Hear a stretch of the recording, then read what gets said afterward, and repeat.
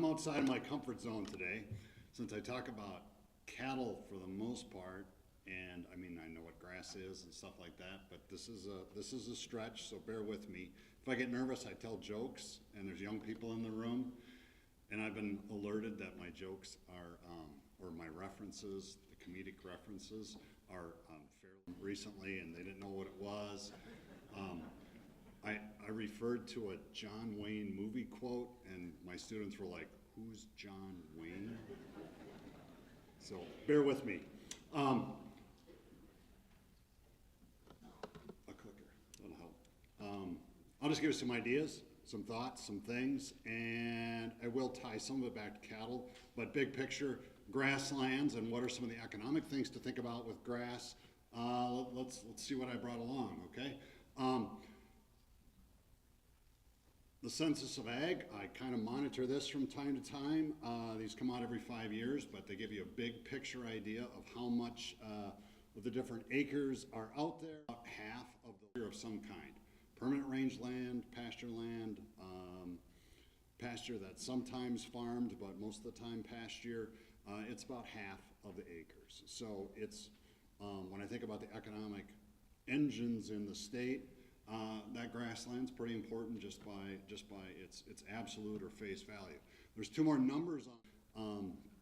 I've got a map of that here too, and then the last one there would be the harvested forages. So think hay and forage of any kind, and I've got some details on that as well. So those last two categories, especially the harvested forage category, that's probably declined the most, that's what I see as substantial decline, but I've got some perspective on that as well. As far as CRP goes, just a snapshot to give you a visual. I have the privilege of having an endowed position at SDSU, and that means I can afford a graduate student who looks at preventive plant right now, and have two students just showing where in the United States CRP is. You can see two things stick out to me. One is that CRP acres are scattered throughout the country, and that two, they are concentrated in some areas. So, that just, to me, that matters a little bit for perspective in terms of where it is and what dollars help support SDSU Extension. Some of those dollars we take and use to support the Livestock Market Information Center. They do some slide work and data work for you. So here's some of their slides. This just shows nationally where the cows are, and specifically where the beef cows are. You'll see that a couple of the states that are darker there would include South Dakota and Texas. So that's where beef cows are located. Beef cows also tend to have beef calves. And they tend to be predominantly run on grass. Even yet in South Dakota, where you see beef cows, they still tend to be utilizing pasture work. Well, and a quick looking over my shoulder, trying to read that slide on the slide deck thing without my readers on just doesn't work anymore. But hey, 1.45 million beef cows in the state, so it's a lot of cows, a lot of calves as a result. For perspective, South Dakota also has 240,000 dairy cows. Those cows have 50,000 head of cattle on feed at this time, half in big lots, half in small lots. And then there's about just shy of 1 million cattle, this was as of January 1, about 1 million cattle in South Dakota that aren't in feedlots and aren't those beef cows and aren't dairy cows. It's other cattle. Calf thing, and then will run on grass probably this summer. So just for perspective. Another map is sheep. Sheep are hard to get my head around. Sheep are a complementary good from some perspectives. Sheep will utilize other states, or the size relative to other states. There's a lot of sheep in South Dakota, just for perspective. And then I also wrestle with the fact that the wool industry in the United States and kind of globally just kind of evaporated about, I say 20, so it means it was probably 30 years ago. And until wool comes back, the sheep number. Why do I mention something like I wrestled with this, and the economics kind of work like this. So another horrible, obscure movie reference, The Princess Bride. Some people in the room will have recalled ROUSs, rodents of unusual size, of course, to the in crowd. SDA has been running their own version of that joke for about 50 years. Back in 1970, literally 1970, they measured how much grass a dairy cow would eat. And they said, okay, that's our baseline. However much grass a cow eats, that's a roughage consumable animal unit, an RCAU. And they've kept that terminology. Something's going to eat compared to that dairy cow from 1970. So the absolute numbers, yeah, they're kind of funny to look at, but the relative differences probably still apply, just that all cattle have gotten bigger, and things like deer, the random grade. I throw up RCAUs, and then I did some searching. Well, I didn't do any searching. No, that's what undergrads are for. So Taylor did some searching, and she found some numbers like South Dakota's also got 42,000 horses. I thought it was more than that. 42,000 horses, 20,000 goats, 230,000 sheep, 34,000 bison. Is Kevin here? How many deer are in South Dakota? 400,000? Okay, 200,000 of them live along Highway 34 and 14. I'm probably one of several people. I've never hit a deer. Wait, tomorrow. There's maybe 35,000 antelope as well. So, but you take all those non-cows and calves, add them all up, and apply an RCAU factor to them, and we kind of came up with around 100,000, 200,000 state. Okay, so those animals matter. They're complementary goods because of what they consume, but they're probably still dominated by cattle at the end of the day. So, some more ideas on cattle then. State level numbers for South Dakota. So this is just South Dakota.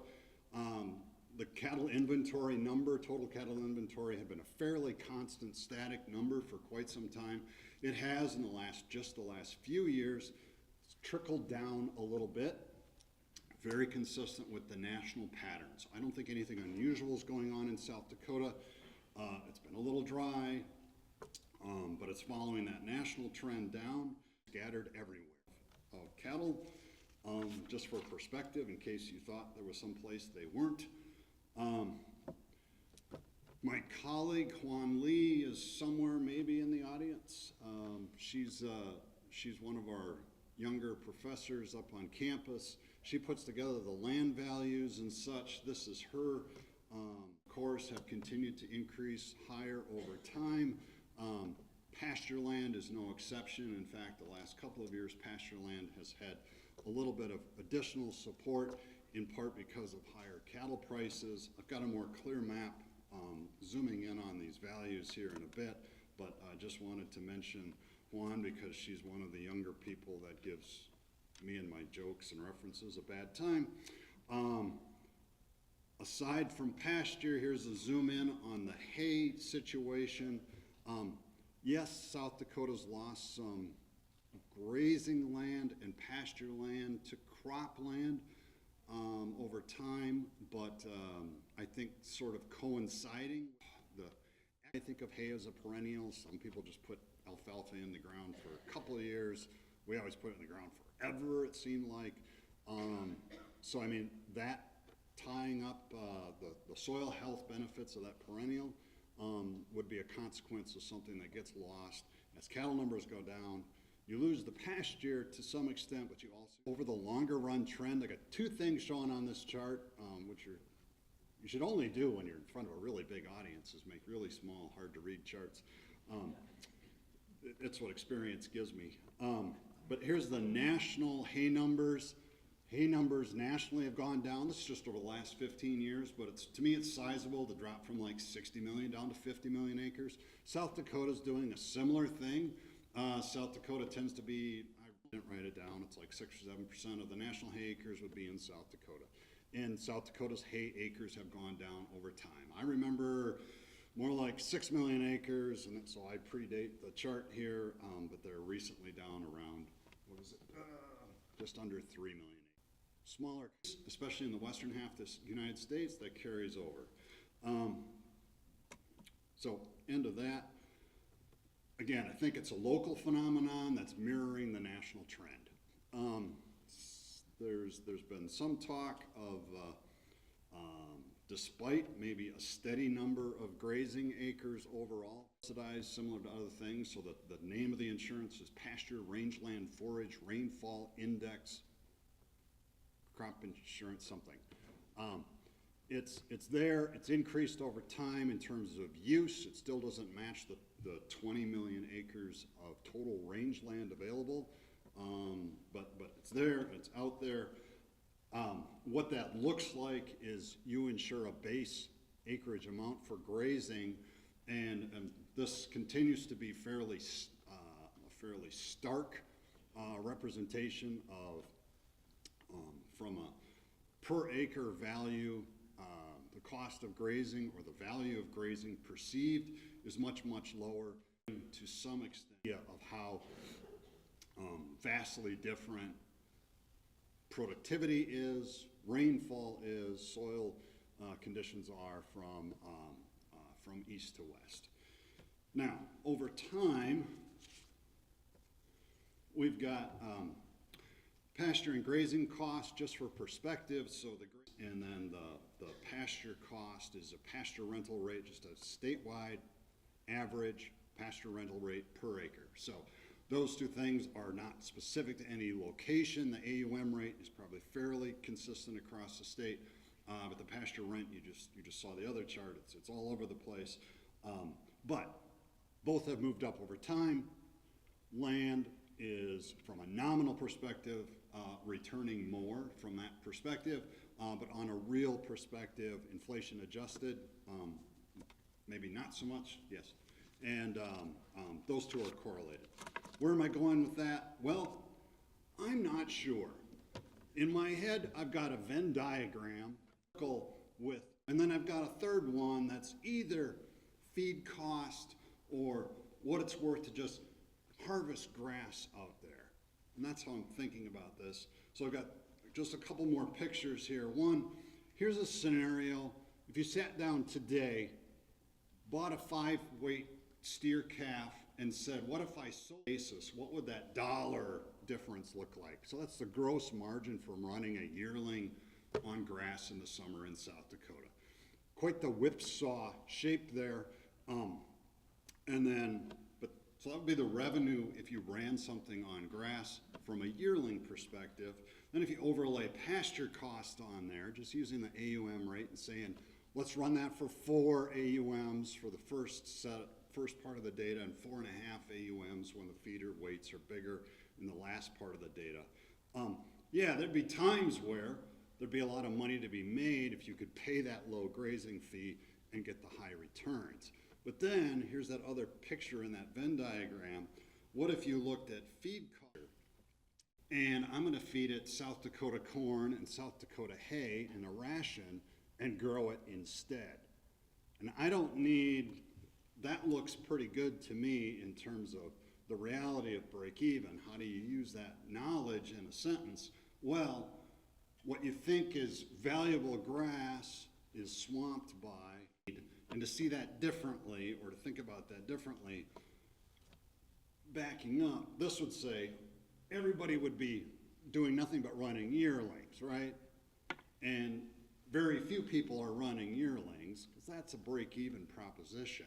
So what is going on? Well, it's that third part, especially in the last couple of years.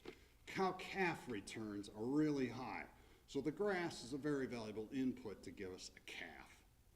And that's what the market wants right now. And it's cyclical, but when it happens, and it's good, and the prospects are good for the next few years. And that should mean grass becomes more valuable, but I'll say the caveat with that is I've got fewer animals. Profitability needs to be high. probably will be high, and you're not going to see grass creep up in value for a little bit longer. It'll take a little bit of a lag or sustain profitability to make that happen. One last picture, and then I'll quit, which is what they want. Just for perspectives there, when you talk about some of the species and hunting and different things, well, for perspective, here's the numbers on cattle in South Dakota. Two things shown there. One is dollars produced, because we buy some calves elsewhere and feed them here. And then revenue receipts, no matter what gets sold, that gets the revenue thing. So in 24, production was $3.26 billion for South Dakota. Seen as revenue, it was $3.9 billion. And then in 2025, not shown, because I'm like, I don't want that. Yeah, I didn't show it. Production, $4.03 billion, and receipts, $4.75 billion. So, Taylor, you know, kind of an impact. Receipts this last year. 26 was this on ag economics.